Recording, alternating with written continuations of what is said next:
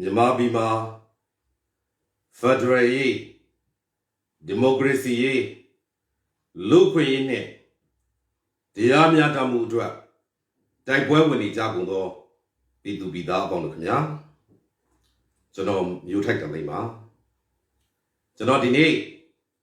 မြန်မာပြည်ရဲ့လက်ရှိနိုင်ငံရေးအခြေအနေထားနိုင်ငံတကာရဲ့မြန်မာပြည်ပေါ်ထားတဲ့သဘောထားနဲ့တခါကျွန်တော်ရဲ့ဒီ post အောက်မှာမိကိုနဲ့လာမေးထားတဲ့အကြောင်းအရာတွေကိုစကားပြေဖြစ်စကားပြောဖြစ်တဲ့ကျွန်တော်ပြန်လည်ဖြေကြားသွားမှာဖြစ်ပါတယ်ပထမဆုံး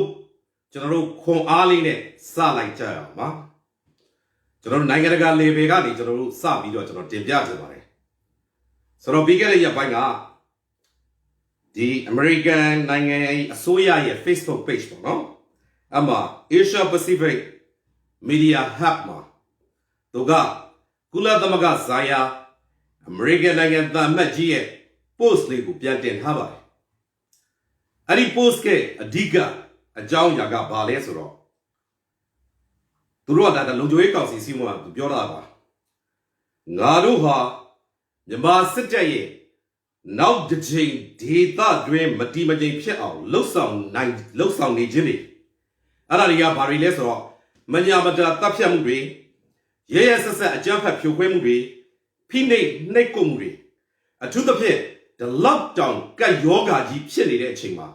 လှုပ်ဆောင်နေတဲ့အရာတွေကိုငါတို့မှာဒါကိုခွင့်မပြုနိုင်ဘူးဆိုပြီးတော့ဒါကိုသူကပြောတော့ဒီနေရာမှာကျွန်တော်တို့အနေနဲ့အဓိကဘာကိုကျွန်တော်အဓိက focus ကိုထားကြလဲဆိုတော့သူသုံးသွားတဲ့အသုံးအနှုန်းမှာဒါဟာ American အစိုးရရဲ့ policy ကိုထင်ဟပ်နေပါတယ်သူကဘာကိုပြောသွားလဲဆိုတော့သူတို့ American အစိုးရအနေနဲ့ကမ္ဘာပြည်သူတွေအနေနဲ့ဒီမြန်မာစစ်အုပ်စုအာဏာယူအကြမ်းဖက်သမားရာဇဝတ်ဂိုင်းသားတွေကြောင့်သူတို့အနေနဲ့ destabilize the region เนาะကျွန်တော်တို့ဒီဒေသကြီးတစ်ခုလုံးမတိမငြိမ်ဖြစ်မှုကိုလုံးဝမဖြစ်အောင်เนาะဒီလိုဖြစ်အောင်လှုံ့ဆော်မှုတွေကိုလက်မခံပါဘူးဆိုပြီးတော့ပြောသွားပါတယ်တခါ American သမ္မတကြီးကဆက်ပြောပါတယ်ထုတ်ပြန်ကြေညာချက်တွေတည်တတ်နေတော့မြန်မာစစ်တပ်စစ်အာဏာယူအကြမ်းဖက်သမားတွေရဲ့ဒေသတွင်းလုံခြုံရေးကိုချိန်ချောက်နေမှုဟာရပ်တန့်သွားမှာမဟုတ်ဘူးဆိုပြီးတော့ဆိုပါတယ်ဆိုတော့သူသုံးရတဲ့အသုံးအနှုန်းကိုကြည့်မယ်ဆိုရင် threatening the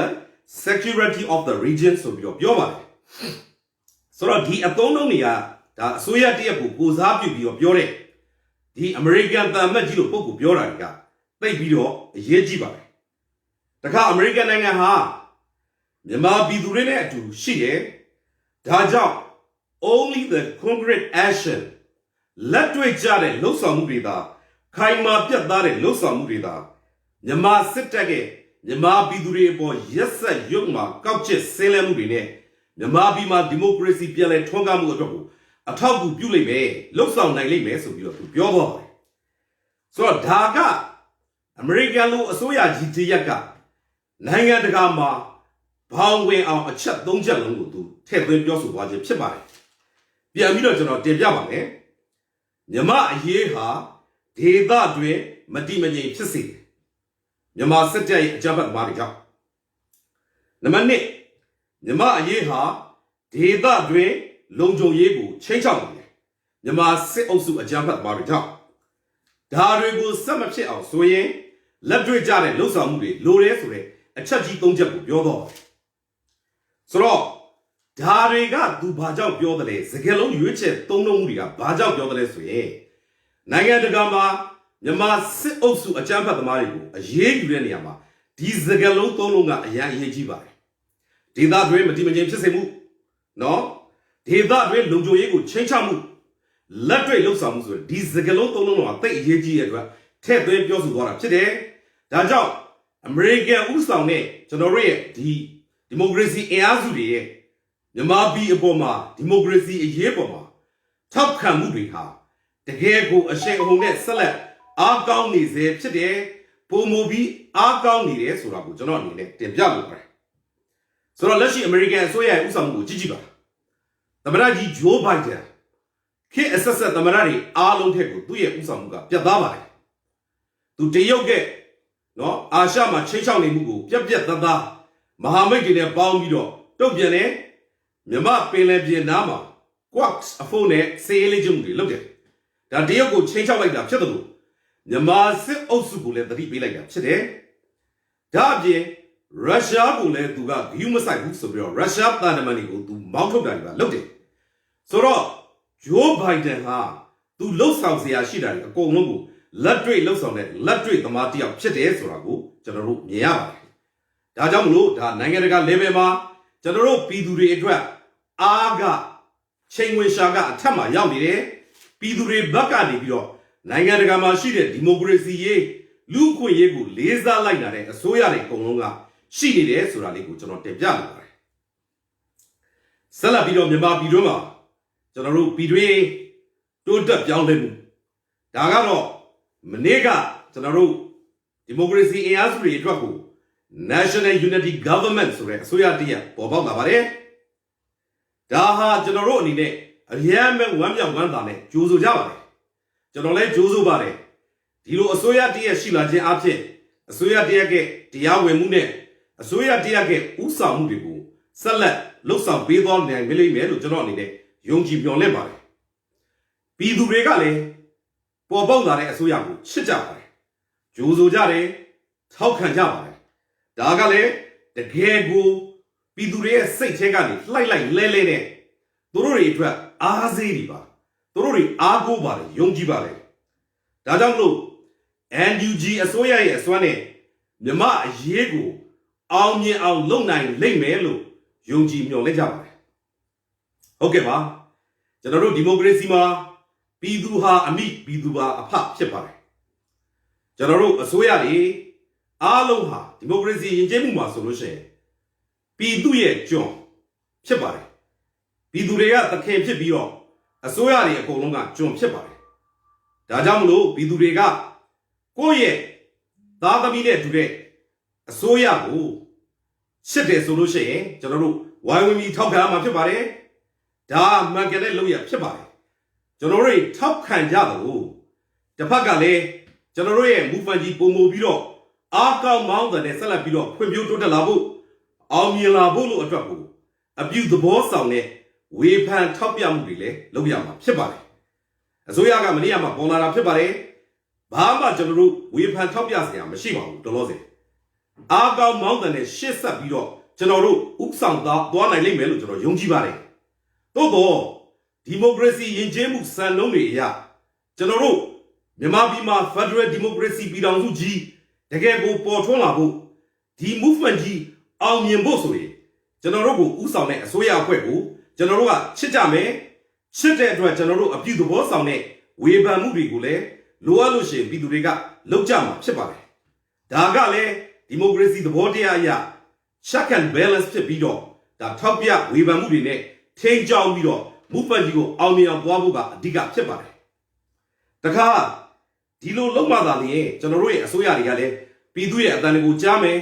ကြားပြီးတော့ပုံမူပြီးတော့ပြည်သူကိုမျက်မှောက်ပြုတဲ့ပြည်သူအစိုးရနဲ့ဒီမိုကရေစီအခြေခံတွေကိုကျွန်တော်တို့ပူးပေါင်းလှုပ်ဆောင်နိုင်လာမှာဖြစ်ပါတယ်ကျွန်တော်တို့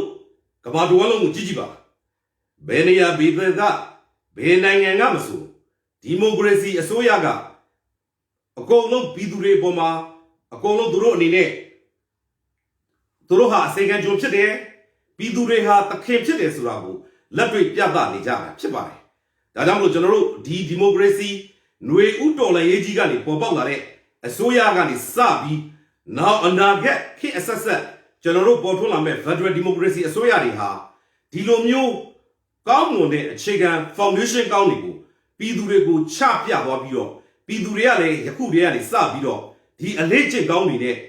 ဒီမြန်မာပြည်ကြီးဖွံ့ဖြိုးတိုးတက်ဖို့ဆိုတဲ့ဥတီချက်မြန်မာပြည်ကြီးငြိမ်းချမ်းသာယာဖို့ဆိုတဲ့ရည်ရွယ်ချက်တွေနဲ့ကျွန်တော်တို့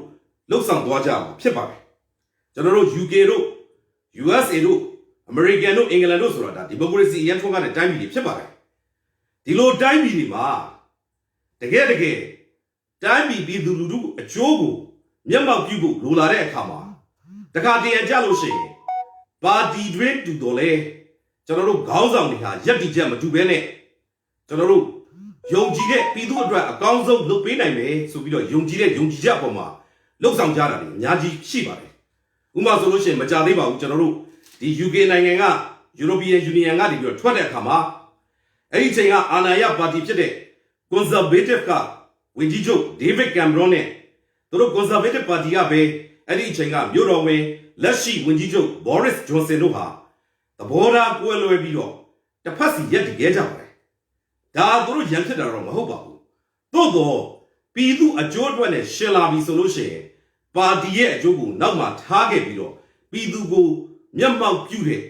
အလေးကျင့်ကောင်းတွေလှုပ်ဆောင်ကြတယ်မြန်မာပြည်မှာလည်းဒီလိုမျိုးတွေဖြစ်အောင်လို့ကျွန်တော်တို့လှုပ်ဆောင်သွားနိုင်ကြလိမ့်မယ်လို့ကျွန်တော်အနေနဲ့တော့ယုံကြည်ပါတယ်တခါဆက်လက်ပြီးတော့ကျွန်တော်တို့ခေတ်ဆက်ဆက်မှာကျွန်တော်တို့မြန်မာသမိုင်းကမ္ဘာသမိုင်းမှာပြန်ကြည့်လို့ရှိရင်တော့အဖွဲ့အစည်းတွေဒါမှမဟုတ်လို့ရှိရင်ပါတီတွေလှုပ်ရှားမှုတွေအင်အားတွေကျဆုံးပြီးတော့ပြိုကွဲရတဲ့အကြောင်းရင်းတွေကိုလေ့လာကြည့်တဲ့အခါမှာအခြေခံအကြောင်းအရာကြီး၃ရပ်ကိုသွားတွေ့ရပါတယ်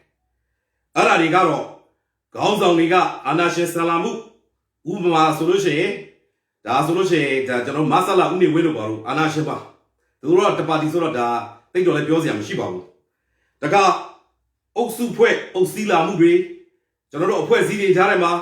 ပါတီတွေကြားထဲမှာအုပ်စုဖွဲ့ပြီးတော့အုပ်စီးလာမှုတွေရှိရင်လည်းဒါကကြာဆုံးခြင်းကိုဥတီစေပါတယ်တခါပြည်သူကိုလစ်လူရှုလာတဲ့အခါမျိုးတွေမှာလည်းကြာဆုံးတဲ့ဟာတွေရှိပါတယ်ဒါကြောင့်မလို့ကျွန်တော်တို့မြမအရေးမှာလှုပ်ဆောင်ကြတဲ့အဖွဲ့အစည်းအသီးသီးဟာအတိတ်ကသင်ခန်းစာကိုယူပြီးတော့ဒါမျိုးတွေနောက်ထပ်ထပ်မဖြစ်အောင်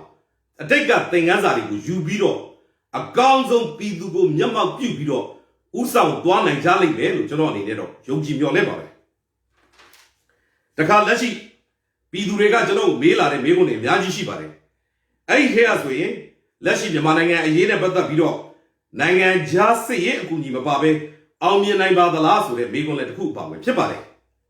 ဒါနဲ့ပတ်သက်ပြီးဖြေရမယ်ဆိုရင်နိုင်ငံခြားကအမေရိကန်တို့ကုလသမဂ္ဂတို့သူတို့ကိုယ်တိုင်ဝင်လာမတိုက်လေရပါတယ်ဒါပေမဲ့ကျွန်တော်တို့ရဲ့တိုင်းရင်းသားလက်နက်ကိုင်တပ်ဖွဲ့တွေကျွန်တော်တို့ဒီမိုကရေစီအင်အားစုတွေပြည်သူတွေကိုလက်နက်ရဲ့နည်းပညာရဲ့ဖြစ်နိုင်ရင်ငွေကြေးရပါထောက်ပံ့မယ်ဆိုလို့ရှိရင်နိုင်ကူနိုင်မှာဖြစ်ပါတယ်ဘာကြောင့်လဲဆိုတော့စစ်အုပ်စုအာဏာယူအကြမ်းဖက်သမားတွေကလက်တဆုပ်စာလူတစုပဲဖြစ်ပါတယ်ကျွန်တော်တို့ပြည်သူတွေကတန်း90ကျော်တန်း60နီးပါးအားလုံးကဒီကောင်တွေကိုစန့်ကျင်နေတာဖြစ်တဲ့အတွက်ပြည်သူပါတဲ့ပြည်သူတော်လှန်ရေးဟာပြင်ပအကူကြီးမပါဘဲကျွန်တော်တို့လှုပ်ဆောင်လို့ရပါတယ်တခါဖက်ဒရယ်တပ်မတော်ကြီးဘယ်တော့တည်ထောင်မလဲဒါကလည်းပြည်သူတွေအရင်တည်ကြကြပါတယ်ဒါကိုတော့အခုပေါ်ပေါက်လာတဲ့ NUG အစိုးရကပြည်သူတွေကိုပွင့်လင်းမြင်သာမှုရှိနဲ့ဆက်လက်ပြီးတော့တင်ပြသွားလိမ့်မယ်လို့ကျွန်တော်တို့မျှော်လင့်ယုံကြည်ပါတယ်လက်ရှိလှုပ်ဆောင်နေတဲ့အရာတွေရင်ဆိုင်ရတဲ့စိန်ခေါ်မှုတွေကိုလည်းပြည်သူတွေကိုသိလို့ရတဲ့အကြောင်းအရာတွေကိုပေးသိနိုင်မယ်လို့ကျွန်တော်အနေနဲ့မျှော်လင့်ပါတယ်ဒါကလည်းဒီမိုကရေစီရဲ့စံနှုန်းပါပြည်သူတွေကလည်းသူတို့ရဲ့အားကိုးယုံကြည်တဲ့လူပုဂ္ဂိုလ်ဖြစ်စေအဖွဲ့အစည်းဖြစ်စေဒါတွေကဘာလုပ်နေသလဲဆိုတဲ့ဟာကိုသူတို့အနေနဲ့သိကျင်ကြတာလည်းသဘာဝကျပါတယ်တခါပြည်သူတွေ R2B လာမလားလက်နက်ဘယ်တော့ရမလဲဆိုတဲ့မေးခွန်းကလည်းခဏခဏမေးကြပါတယ်ဒါနဲ့ပတ်သက်ပြီးတော့ပြောရမယ်ဆိုရင်တော့ဒီ R2B ဝင်ဖို့ကိစ္စဖြစ်စေလက်နက်နီးပညာအကူအညီရဖို့ကိစ္စဖြစ်စေအဓိကကတော့ကျွန်တော်တို့အခုပေါ်ပေါက်လာတဲ့ NUG အစိုးရရဲ့လုံနိုင်စွမ်းနဲ့နိုင်ငံတကာရဲ့အခြေအနေပေါ်မူတည်ပါတယ်အဲ့ဒီနှစ်ခုကိုပေါင်းပြီးတော့ပြည်သူကထောက်ခံမှုရှိပြီးသားဖြစ်တဲ့အတွက်ဒီနှစ်ခုကအကျိုးရလဒ်တွေကဓာတ်ရိုက်အချိုးကျပြီးပေါ်ပေါက်လာမှာဖြစ်ပါတယ်တခါပြည်သူတွေကအခုစစ်အုပ်စုအကြမ်းဖက်သမားတွေကိုအယမ်းပဲနာကြီးနေပြီးစိတ်နာတဲ့မုန်းကြီးတွေရွှရှာတဲ့ဆက်ဆုပ်တယ်ဒါကြောင့်မလို့သူတို့ကဒီကောင်တွေကိုအမြန်ဆုံးဖြုတ်ချပြီးတော့သွေးကြွေးနဲ့ဆက်ချင်နေကြပြီဖြစ်ပါတယ်ဒါတွေပြန်ဖြစ်ဖို့ဆိုရင်ပြည်သူရဲ့ပေါ်ပေါက်လာတဲ့ကျွန်တော်တို့ရဲ့အစိုးရရဲ့နိုင်ငံတကာဖိအားတွေနဲ့လက်တွေ့ပေါင်းဆက်ပြီးတော့မြန်လေးဒရက်ဆက်လှုပ်ဆောင်သွားမယ်ဆိုရင်ဒါအများဆုံးဖြစ်လာမှာဖြစ်ပါတယ် တခါတချို့ပြည်သူတွေကလည်းသူတို့ပြည်သူတွေရဲ့ပတ်စံလေးတွေဗန်မှာအပ်ထားတယ်အခက်ခဲရှိနေတယ်ဒါတွေဘာဖြစ်မလဲဆိုပြီးတော့သိကျင်လာတဲ့အနေအထားတွေရှိပါတယ်ပုပ်ပွင့်လင်းတင်ပြလို့ရှိရင်ကျွန်တော်တို့ဒီစစ်အုပ်စုအကြမ်းဖက်သမားတွေရှိမှာပတ်စံအသစ်ထဲရိုက်ခုတောင်မှစက်ကူမရှိတော့ပါဘူးငွေကြေးရိုက်နေတဲ့စက်ကူမရှိတော့ပါဘူးတခါကျွန်တော်တို့ money circulation ပေါ့နော်ဒီ notes တွေပတ်စံတွေစက်ကူတွေကျွန်တော်တို့တိုင်းပြည်ထဲမှာလဲပတ်နေတာအရန်ကိုနည်းသွားပြီဖြစ်ပါတယ်ဒါအပြင်ဘန်တွေက CDM လို့နိုင်ငံတကာ pressure တွေနဲ့ပေါင်းပြီးတော့စစ်အုပ်စုအကြမ်းဖက်သမားတွေဟာလေပင်အညစ်ခံထားတယ်လို့သူတို့လှုပ်လို့မရတော့ဘူးဒါကြောင့်မလို့ငွေကြေးဆိုင်ရာပြဿနာအကြီးကျယ်ဖြစ်နေပြီဖြစ်ပါတယ်ရှစ်ဘာဖြစ်လာမလဲဆိုတဲ့အခါကျတော့ငွေတန်ဖိုးတွေအကြီးကျယ်ကြမယ်ငွေကြေးဖောင်းပွားမှုအတွေ့အကြုံဖြစ်လာမယ်ဒါတွေဟာအာဏာယူအကြမ်းဖက်သမားစစ်အုပ်စုကြောင့်ဖြစ်ပါတယ်သူတို့ကြောင့်ပဲပြည်သူတွေကအခုအကြက်တဲတွေအခက်အခဲတွေဖြစ်လာတာဖြစ်ပါတယ်ဒီလိုပြည်သူတွေကအကြက်တဲအခက်အခဲတွေဖြစ်လာတဲ့အခါမှာပြည်သူတွေကသူတို့ရဲ့သမုဒ္ဒရာဝမ်းတထွာကိစ္စကိုဖြေရှင်းဖို့အတွက်ဒီကောင်တွေစစ်အုပ်စုရဲ့တနက်ပြောင်းတွေကိုအခုထက်ပိုပြီးတော့ဂယုမဆိုင်ဖ ೇನೆ တော်လန်နဲ့နောက်ထပ်ဒုတိယလိုင်းကြီးကမလွဲမသွေမုတ်ချမကြခင်မှာပေါ်ပေါက်လာပါလိမ့်မယ်ဒါကြီးကလက်ရှိຫນွေဦးတော်လန်ရေးတဲ့ပုံမကြီးမားတဲ့လိုင်းကြီးဖြစ်လာပါလိမ့်မယ်ဒါဟာအစုံသက်တိုက်ပွဲလေးဖြစ်ပါလိမ့်မယ်ဒီအချိန်မှာနောက်ဆုံးဒီတော်လန်ရေးကြီးကဒီအရေးတော်ပုံကြီးကပြည်သူတွေကအောင်ပွဲရပြီးတော့မင်းအောင်လိုင်းနဲ့တကွစစ်အုပ်စုအကြမ်းဖက်သမားတွေကိုကျွန်တော်တို့လမ်းပေါ်မှာဖမ်းဆီးပြီးတော့ကိုယ်တိုင်လက်နဲ့အဆုံးစီရင်ပြီးအဆုံးသတ်တဲ့အပြစ်ပေးမှုတွေအထိရောက်ရှိလာနိုင်တယ်ဆိုတာကိုကျွန်တော်ကြိုတင်ပြီးတော့ခံမှန်းလို့ရပါတယ်တခါဒီ movement ကြီးကိုအောင်မြင်ဖို့အတွက်ဘာတွေလုပ်ဖို့လိုသလဲဆိုပြီးတော့ပြည်သူတွေကမေးလာကြတဲ့မေးခွန်းတွေရှိပါတယ်အဓိကကတော့အခုပေါ်လာတဲ့ကျွန်တော်တို့ NUG အစိုးရအနေနဲ့ဒီ movement ကြီးကိုအောင်မြင်ဖို့လှုပ်ဆောင်စရာအဓိကစိန်ခေါ်စရာကြီး၅ခုရှိနေပါတယ်အဲ့ဒါတွေကတော့နံပါတ်1 CDM ကိုဘလို့ဆက်ပြီးအားကောင်းအောင်ထိန်းမလဲအခု CDM မှာကြုံတွေ့နေရတဲ့ကျွန်တော်တို့စိန်ခေါ်မှုတွေကိုဘလို့ပြန်လဲပြုပြင်ပြင်ဆင်မလဲအဲ့ဒါကအရေးကြီးပါတယ်နံပါတ်2ဆန္ဒပြပွဲတွေမျိုးပြတပိတ်တွေနဲ့ဒီဟာတွေကိုဘလို့အကာအကွယ်ပေးမလဲနံပါတ်3လက်နက်ကိုင်တပ်ဖွဲ့တွေကိုဘလို့ဖွဲ့မလဲဖွဲ့ပြီးသားလက်နက်ကိုင်တပ်ဖွဲ့တွေကိုလက်နက်ရအောင်ဘလို့ကူညီထောက်ပံ့မလဲနံပါတ်4ငွေကြေးတွေကိုဘလို့ရအောင်လုပ်ပြီးဘလို့ခွဲဝေသုံးစွဲမလဲဒီငွေကြေးတွေနဲ့ပတ်သက်ပြီးတော့ပြည်သူတွေကိုဘလို့အသိပေးမလဲနံပါတ်5ပြည်သူတွေရဲ့ຫນွေဦးတော်လှန်ရေးရဲ့နောက်ဆက်တွဲပြည်သူအားလုံးပါဝင်တဲ့လူထုတော်လှန်ရေးကြီးကိုလက်နက်ကင်လမ်းစဉ်နဲ့ဘလို့ဆက်မလဲဆိုတဲ့စိန်ခေါ်ချက်ကြီး၅ခုပဲဖြစ်ပါတယ်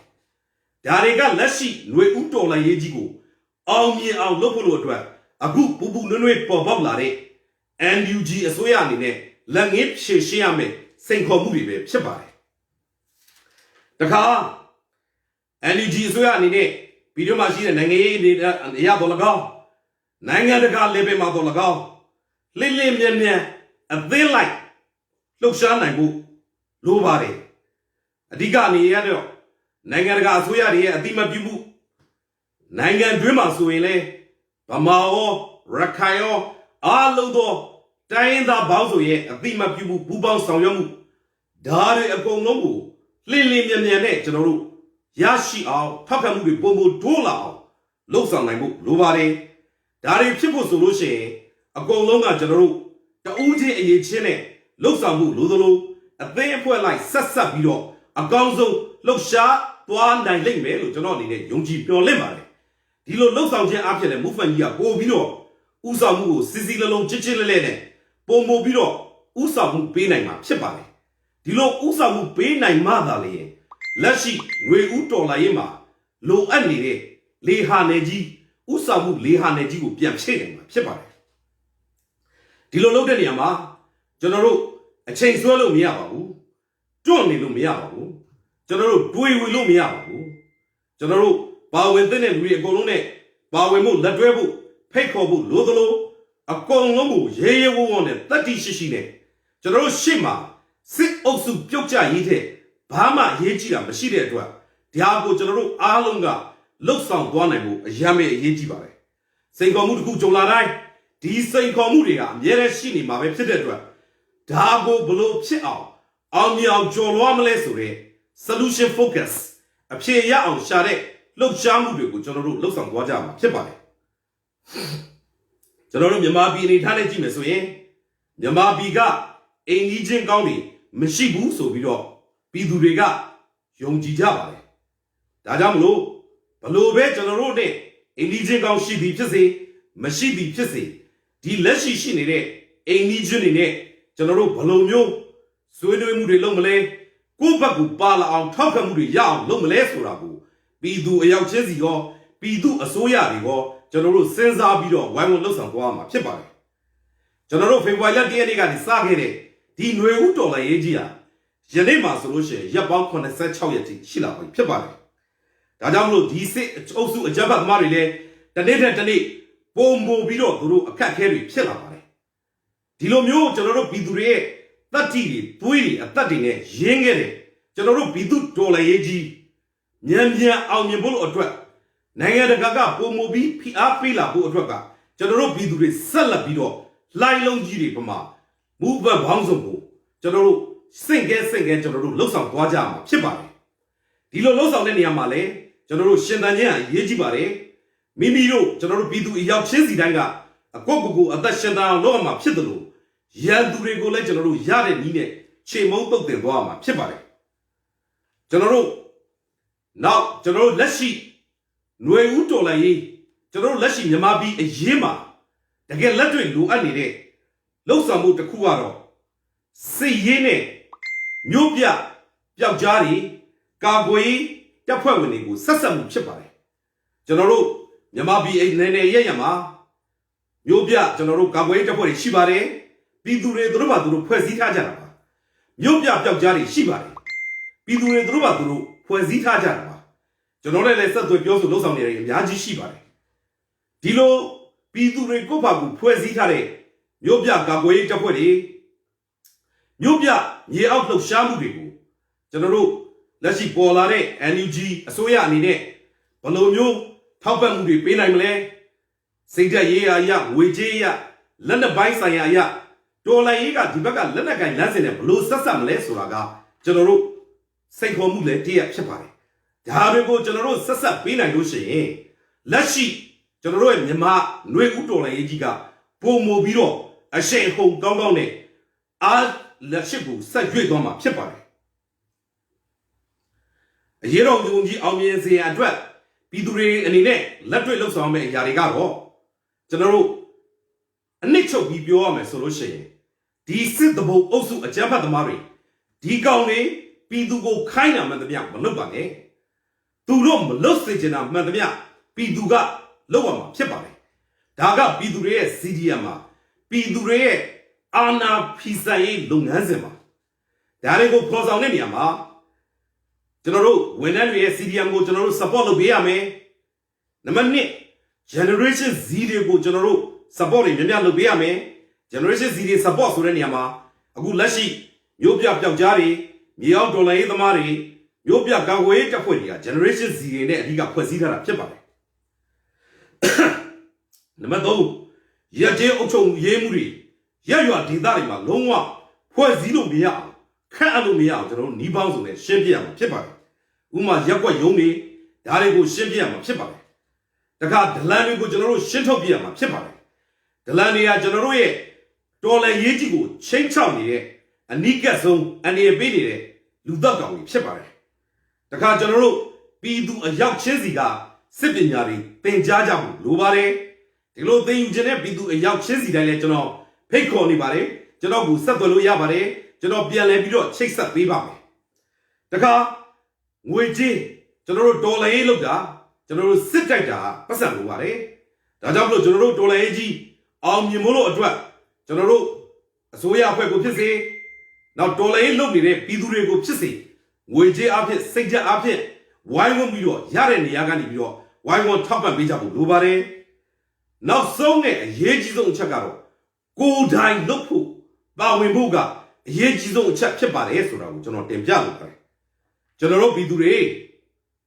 နော် Facebook Messenger ကနေပြီးတော့အချင်းချင်း message ကို sharing လုပ်တဲ့ပြည်သူတွေအဆင့်ကနေပြီးတော့ကိုယ်တိုင်သတင်းကိုဖန်တီးတဲ့တနည်းအားဖြင့်ကိုယ့်ကြောင့်သတင်းဖြစ်လာတဲ့ပြည်သူတွေအများကြီးဖြစ်လာဖို့လိုပါတယ်လက်ခုပ်တီးသူအဖြစ်ကနေပြီးတော့လက်ယုံစံတန်းသူတွေဖြစ်လာဖို့လိုပါတယ်အားပေးသူအဖြစ်ကနေပြီးတော့အားကိုးရသူပြည်သူတွေဖြစ်လာဖို့လိုပါတယ်ဒီလိုမျိုးမှသာလေကျွန်တော်တို့ရဲ့ movement ကြီးကပုံမူပြီးတော့အရှိအဟုန်ကောင်းကောင်းနဲ့အင်အားတွေပိုရှိပြီးတော့အဆုံးသက်တိုက်ပွဲကိုအင်အားကောင်းကောင်းနဲ့ကျွန်တော်တို့တိုက်ပွဲဝင်နိုင်မှာဖြစ်ပါတယ်ဒါကြောင့်တပီလုံးကျွန်တော်တို့စစ်ပညာတွေကိုရသလောက်ဆန္ဒရှိတဲ့သူတွေသင်ကြပါဒီကျွန်တော်တို့စစ်ပညာတွေတက်ထားတဲ့လက်နက်ကိုင်တိုက်ပွဲနဲ့ကျွန်တော်တို့မျိုးပြပျောက်ကြားမြောက်တော်လည်းရင်းနဲ့ပေါင်းဆက်ပြီးတော့မကြခင်မှာမင်းအွန်လိုင်းစစ်ခွေးအာနာယူအကြမ်းဖက်သမားတွေရာဇဝတ်ဂိုင်းသားတွေကိုဖျောက်ချနိုင်မဲ့အချိန်ကမလွဲမသွေရောက်တော့မှာဖြစ်တယ်ဆိုတာကိုကျွန်တော်အနေနဲ့တင်ပြလိုပါတယ်ဒါနဲ့ပတ်သက်ပြီးတော့ကျွန်တော်ကိုဆက်သွယ်လာတဲ့ပြည်သူအယောက်ချင်းစီတိုင်းကိုကျွန်တော်နေ့စဉ်ပြန်လည်ဆက်သွယ်နေပါတယ်နေ့စဉ်ပြည်သူပေါင်းယာနဲ့ချီပြီးကျွန်တော်ဆက်သွယ်စကားပြောနေပါတယ်ကျွန်တော်နဲ့ဆက်သွယ်လာတဲ့တချို့တွေဆိုလို့ရှိရင်လည်းကျွန်တော်တို့စကားပြောပြီးတဲ့အတွက်ရှေ့ဆက်ပြီးတော့ကျွန်တော်တို့ဘာလုပ်ရမလဲဆိုတာကိုမြန်မာပြည်အနေနဲ့အရက်မှာကျွန်တော်တို့ကွန်ရက်တွေချိတ်ဆက်ထားပြီးဖြစ်ပါတယ်ဒါကြောင့်မလို့မြန်မာပြည်အရက်မှာရှိတဲ့မြန်မာနိုင်ငံလုံးဆိုင်ရာပြည်သူအချုပ်အခြာအာဏာကွန်ရက်ကပြည်သူတွေလည်းကျွန်တော်ကိုလာရောက်ပြီးတော့ဆက်သွယ်ပါကျွန်တော်တို့ဆက်လက်ပြီးတော့ရှေ့လုပ်ငန်းစဉ်တွေကိုကျွန်တော်တို့ဆက်လက်ပြီးတော့တဦးချင်းဆက်လက်တိုင်ပင်ဆွေးနွေးသွားဖို့ရှိပါတယ်ဒီနေရာမှာကျွန်တော်တို့ဒီ movement ကြီးကမုတ်ချမတွေ့အောင်မြင်ရမယ်ဆိုတဲ့အချက်ကိုကျွန်တော်ဒီနေရာမှာတင်ပြပါပါတယ်ဘာကြောင့်လဲကျွန်တော်နေ့စဉ်စကားတွေပြောတယ်ပြည်သူတွေနဲ့နေ့စဉ်စကားပြောတဲ့အခါမှာအဲ့ဒီပြည်သူတွေရှိရခွန်အားတွေကျွန်တော်ရှိကိုပြန်လည်ပြီးစီးဆင်းလာတယ်ကျွန်တော်ပြောပြပါမယ်ကျွန်တော်တင်ပြပါမယ်ကျွန်တော်နဲ့စကားပြောတဲ့လူငယ်လေးတွေသူတို့ရဲ့တိုင်းပြည်နဲ့လူမျိုးပေါ် Federal Democracy ကြီးပေါ်ကိုအားလုံးအခုအသက်ဆုံးရှုံးခဲ့ရတဲ့ပြည်သူတွေရဲ့အပေါ်ကိုပြန်လည်ပြီးတော့ပေးဆက်ခြင်းနဲ့စိတ်တွေကိုဂျိုးစွန့်အနစ်နာခံတဲ့စိတ်တွေဒီအရာတွေကိုကျွန်တော်ကြည့်ရခြင်းနဲ့ကျွန်တော်မှာခွန်အားတွေအများကြီးတစ်ဖက်အရင်ရပါတယ်မျိုးဆက်တွေအသက်20ကျော်30ကျော်40ကျော်ကနေ50 60အထိကိုပါပါတယ်သူတို့တွေအကုန်လုံးကကျွန်တော်ကျမတို့အရောက်ချင်းစီတိုင်းပြီဘဒုရဲ့ဖိအားကြောင့်မှမဟုတ်ဘူးကျွန်တော်တို့စစ်ပညာတွေသိမယ်ကျွန်တော်တို့လက်နက်တွေကိုင်းမယ်ကျွန်တော်တို့ကိုလက်နက်အားကိုးနဲ့ဗိုလ်ချနေတဲ့ဒီစစ်အာဏာယူကိုပြုတ်ကျအောင်ဖြုတ်ချမယ်ဟေ့ဆိုတဲ့ဆုံးဖြတ်ချက်နဲ့ဆက်တော်လာတဲ့ခါမှာဒီမူပန်ကြီးကလုံးဝမလွဲမသွေအောင်မြင်မယ်ဆိုတာကိုကျွန်တော်ပြည်သူတွေကိုတရင်စကားပါလို့ပါတယ်ဒါအပြင်ဒီချက်ပို့ပြီးတော့ခွန်အားတက်စရာတွေရှိပါသေးတယ်ကျွန်တော်နဲ့ဆက်သွယ်ပြောဆိုပြီးတော့လောက်ကင်လာတဲ့လူငယ်တွေဟာမြန်မာပြည်တွင်းတစ်ခုတည်းမဟုတ်ပါဘူးတကဘာလုံးမှာရှိတဲ့လူငယ်တွေပြည်သူတွေဖြစ်ပါတယ်ထိုင်းမလေးရှားစင်ကာပူတခါအာရှဘက်မှာဆိုကိုရီးယားဂျပန်ဥရောပမှာဆိုလို့ရှိရင်အင်္ဂလန်ဂျာမနီပြင်သစ်အပါအဝင်အမေရိကန်မှာရှိတဲ့ပြည်သူတွေပါလူငယ်မျိုးဆက်သစ်တွေပါအခုလေလက်မှတ်ဝယ်ပြီးတော့စစ်ပညာကိုသွားသင်ဖို့တချို့တွေလည်းလက်ရှိသွားပြီးတော့သင်နေကြပြီဖြစ်ပါတယ်ဒါတွေကကျွန်တော်တို့ဘယ်နေရာရောက်ကျွန်တော်တို့ရဲ့နှလုံးသားတွေကအမြဲတမ်းနီးစပ်နေတယ်ကျွန်တော်တို့ဒီတသားတည်းဖြစ်တယ်လက်တွေ့လှုပ်ဆောင်နေကြတယ်ဆိုတာကိုပြည်သူတွေကိုကျွန်တော်သတင်းစကားပေးချင်ပါတယ်ဒီလိုမျိုးလှုပ်ဆောင်နေတာ10ကဏ္ဍမဟုတ်ပါဘူးပြည်တွင်းကလူငယ်တွေအခုစစ်ပညာကိုသင်ပြီးတော့တကယ်ကိုလက်နက်ကင်ဖို့လို့အတွက်စိတ်ဆုံးဖြတ်ပြီးလုပ်ရယာနဲ့ထောင်နဲ့ရှိတော့ပြည်သူတွေဖြစ်ပါတယ်သူတို့မှလက်ရှိနောက်ဆုံးလိုအပ်တာကတော့လက်နက်ပဲကြံပါတော့တယ်ဒီတနက်ရဖို့ကလည်းကျွန်တော်ယုံကြည်ပါတယ်အခု NUG အစိုးရကပေါ်ထွန်းလာပြီးဒီအစိုးရရဲ့လှုပ်ဆောင်နိုင်မှုလုတ်ကင်နိုင်မှုအရေးချင်းအစွမ်းစားတွေနဲ့နိုင်ငံတကာရဲ့ထောက်ပံ့မှုတွေနဲ့ပြည်သူအယောက်ချင်းစီအတွက်ကိုလက်နက်တွေတနက်တွေရအောင်လုပ်ပေးနိုင်လိမ့်မယ်ပြည်တွင်းကိုလည်းလက်နက်တွေကိုရအောင်ပို့ပေးနိုင်လိမ့်မယ်လို့ကျွန်တော်ယုံကြည်မျှော်လင့်ပါတယ်ဘာကြောင့်လဲဆိုတော့ပြည်တွင်းကိုလက်နက်ပို့တယ်ဆိုတာလွယ်ကူတဲ့ကိစ္စမဟုတ်ပါဘူးခက်ခဲပါတယ်ဒီလိုခက်ခဲတဲ့အရာတစ်ခုကိုအောင်မြင်အောင်လုပ်နိုင်ခြင်းဟာအရေးကြီးဖြစ်ပါတယ်ကောင်းမွန်သောခေါင်းဆောင်မှုဖြစ်ပါတယ် Generate Pidu Asoya, NUG Soyaga, Darigula Shissa Bido, Naro the Argo of the Soya Pedeswa, Lepri Piana, Lebelu, General Yunji Bare. Is the Renan to Donetting Achiba. Toro, Palestine Dagu, Lenatri, Kobanechima. Nanga the Gaga Turogu, P.R. Babydo, Paloma, Pshina Musure, and Itago, Pia of Losan Gaja, Chipare. Yauja Mima, Tajio, Kale Dujimache, Alon Puba Bido. The get Dolaji Sare Chima, a night in Daima, Yakwa Daijuarema, Lanetri, send the Shao, Eddie Chinga is the rate Gauzani, Look sound Nangere, Taragari, Shigepare. Let's General Gauzani, and UG Soya, General Agure Soya, Turote, Tare Gauzani, Shimelu Yunji Bare. Tabie, Piduregu Subdivision of the Rezaga Pejama, Araga Palesoro. Generation XYZ, Ninjuniga Websipare. Generation Ziga, Seminary Tembo, look there, Yare, Eddie Achema, Turogo, Quimbudaga, Turo Miba. Generation Y in Pipare. The choice of Jonone Vedure, the choice of Jonone Gile Neneva. Jonone, Turone, Kuran, Mibarine, a poor party, General Zagabio.